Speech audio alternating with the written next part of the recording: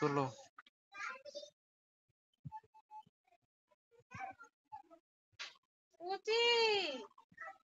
গামলাটা নিয়ে আয় রে কুচি।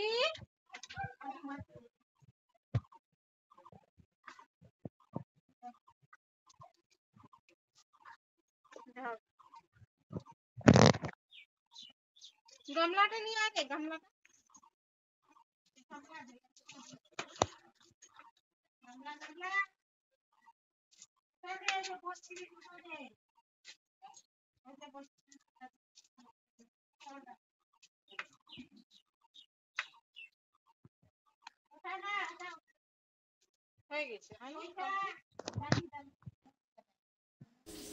Good morning friends, welcome back মাম্পির ডেলি লাইফস্টাইলে। তো তোমরা সবাই কেমন আছো বন্ধুরা? আমরা সবাই ভালো আছি তোমাদের ভালোবাসায়, আর আশা করছি তোমরাও নিশ্চয়ই খুব খুব ভালো আছো নিজের পরিবার আর পরিজনদেরকে নিয়ে। তো বন্ধুরা দেখো, আমি আগেই তোমাদেরকে একদিন বলেছিলাম ডুমুর রান্না করব, ডুমুর খাওয়ার মতো হয়ে গেলে। তো ডুমুর পাড়াও হয়ে গেল, কাটাও হয়ে গেল, মাছ বাছাও হয়ে গেল, সব কিছুই তোমাদের সামনে তুলে ধরলাম। আর আজকে রান্না হচ্ছে ডুমুর, যেটা তোমাদের কথা দিয়েছিলাম ডুমুর রান্না করলে তোমাদেরকে অবশ্যই দেখাবো।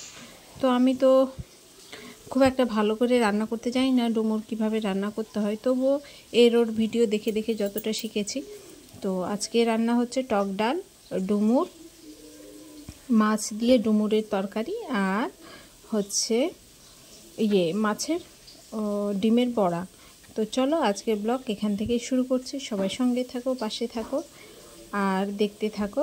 আর সবাইকে অনেক অনেক ভালোবাসা আবারও জানাচ্ছি।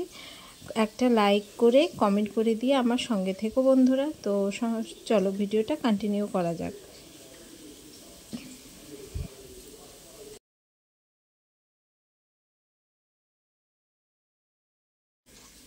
তো এই যে দেখো, ডুমুরটা আমি একটু সিদ্ধ করে নিয়েছি প্রেসারে, হলুদ দিয়ে লবণ দিয়ে। আর এদিকে ডিম, মাছের ডিমে পেঁয়াজ কুচি দিয়েছি, লঙ্কা গুঁড়ো জিরা গুঁড়ো দিয়েছি, আর হলুদ দিয়ে মেখে নেব। এটা হবে বড়া মাছের। দেখো ডুমুর কাটলে কি অবস্থা হয়, ডুমুর কেটেছি তাই হাতের আঙুলগুলো কালো হয়ে গেছে। আর মাছের ডিমে দেখেছো খাসির মাংসের মতো মানে তেলটা দিয়েছে। তো কাতলা মাছ ছিল, কাতলা মাছের ডিম ছিল। এই দেখো ময়া মাছ নিয়ে এসছে, ময়া মাছ দিয়ে আজকে ডুমুরের রেসিপি হবে। তো খুব সুন্দর হয়েছিল রান্নাটা, খেতে ভালোই হয়েছিল।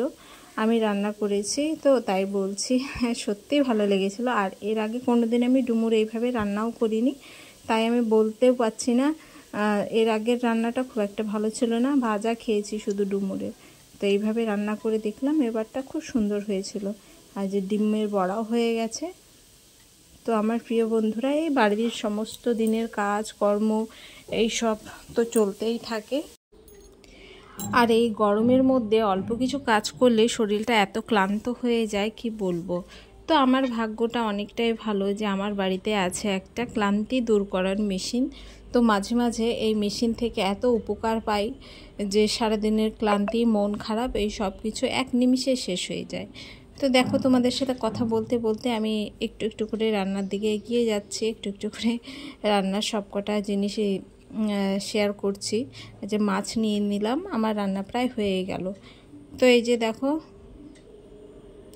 মেশিনের কথা বলছিলাম। তো মেশিনটা কি বলবো, তোমাদের কাছে শেয়ার না করলেই নয়। মানে আমার সারাদিনের সমস্ত দিনের দুঃখ তোমাদের সাথে মানে শেয়ার করছি। সেই দুঃখটা এক নিমিষে মানে ঠিক হয়ে যায়। তো মেয়েকে খাওয়ানো দাওয়ানোর পর এই দেখো কী অবস্থা, আমরা বিশ্রাম করছিলাম। আর অমনি সময় এই যে দেখো। কি করিস তুই করিস না কি? তুই নিজেকে দেখছিস?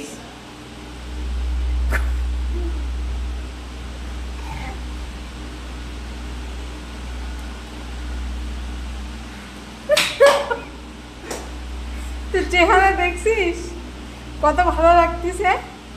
হ্যাঁ বলতো, নিজেকে দেখ, আয়নাতে দেখ, আয়নাতে দেখ, আয়না। তুই এটার জন্য এটার মধ্যে ধাপে ধাপে দেখতো।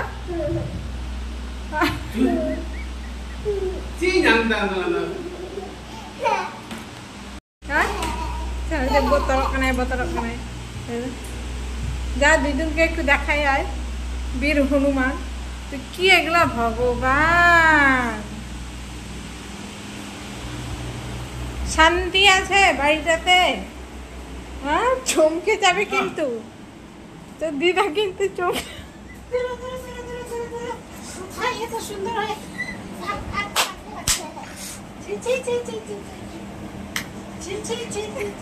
সুন্দর করলো রে,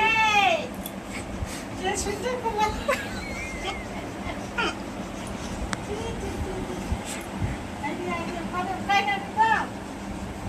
তো বন্ধুরা, আমি দেখালাম তোমাদেরকে আমার ক্লান্তি দূর করার মেশিন। সারাদিনের সমস্যা ওর কাছে আসলেই সমস্যা বাড়বে কি আরও কমে যায়, মানে মাঝে মাঝে এমন সব কর্মগুলো করে কি বলবো। তো এখন হচ্ছে সন্ধ্যে টাইম, তো আমি কয়েকটা রুটি করে নিচ্ছি, কারণ ভাত তো অনেকটাই কম আছে। তো ভাত বেশি থাকলে রুটি করি না, অল্প একটু করি শুধু মায়ের জন্য।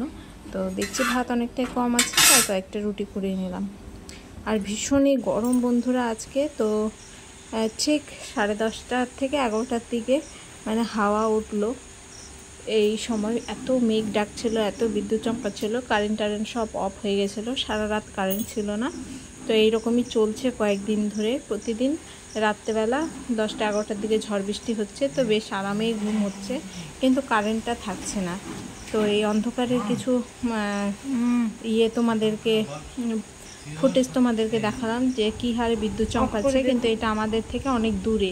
আমাদের এখানে বাজ পড়েনি, গত রাত্রে বাজ পড়েছিল, আজকে পড়েনি, কিন্তু পরে বৃষ্টি হয়েছিল অনেকটাই। সেই বৃষ্টিতে মানে বেশ ওয়েদারটা বেশ ঠান্ডা মনোরম। তা আজকের ভিডিও তোমাদেরকে কেমন লাগলো, এই ছোটো ছোটো জিনিসগুলো তোমাদের কাছে তুলে ধরলাম। আশা করি নিশ্চয়ই ভালো লেগেছে। আর ভালো লাগলে অবশ্যই সাবস্ক্রাইব করে আমার পাশে থেকো। আমার নতুন বন্ধুদেরকে বলছি অবশ্যই আমার পাশে থেকো। আর যারা পুরনো বন্ধু আছো তারা তো সবসময়ই আছো, তাদের তো মানে কিছু বলার নেই, তাদের এতটা সাপোর্ট আমি পাচ্ছি। তো যাই হোক, সবাই ভালো থেকো, সুস্থ থেকো। আর আশা করছি আবারও নতুন ভিডিও নিয়ে তোমাদের সামনে চলে আসবো। তো আমার মেয়ের কীর্তি তোমাদেরকে দেখালাম। বাড়িতে বাচ্চা কাচ্চা না থাকলে সত্যি বন্ধুরা মানে কি বলবো, একদম জীবনটা একঘেয়েমি হয়ে যায়।